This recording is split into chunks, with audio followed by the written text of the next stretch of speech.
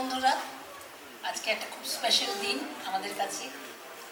রক্তবীজের teaser launch হতে চলেছে এবং প্রত্যেকবারের মতন আমাদের কাছে একটা নতুন ছবি মানে নতুন এক্সাইটমেন্ট, নতুন আশা এবং নতুন প্রত্যাশা। কে কীভাবে নেবে ছবিটা, চেষ্টা করে যাই আমরা প্রত্যেকবার নতুন কিছু উপহার দেওয়ার, নতুন কিছু এক্সাইটমেন্ট দেওয়ার, নতুন একটা ভাবনাকে তুলে ধরা।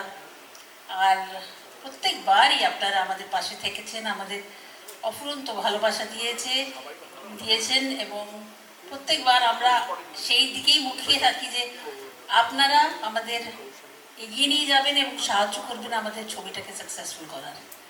আমি জানি যে পুজো সামনে মাসে, ভাগ্যিস এবার পুজোটা তাড়াতাড়ি হচ্ছে, মানে সেপ্টেম্বর মাসেই আরম্ভ হচ্ছে।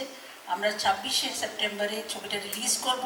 আমরা সবাই ওইদিকে মুখিয়ে আছি, আমরাও মুখিয়ে আছি, কারণ আমরা জানতে চাই আমাদের অডিয়েন্স কীভাবে এই ছবিটাকে নেবে, কীভাবে মানে মানে কি হয় জানেন তো, একটা ছবি করার পরে সিকুয়েলটা করা খুব কঠিন হয়ে যায়, কারণ মানুষের একটা এক্সপেকটেশন থাকে যে এইটা ভালো হয়েছে, তাহলে সিকুয়েলটা ওটাকে ম্যাচ করবে না, ওটার থেকে আরও ভালো হবে। তো যে লেখক, তার কাছেও একটা প্রেশার থাকে যে আমাকে ওইভাবে লিখতে হবে যাতে সেকেন্ড মানে সিকুয়েলটা আরও ভালো হয়, মানুষ আরও ভালোবাসে। সেটা একটা দারুণ একটা চ্যালেঞ্জের ব্যাপার আর কি।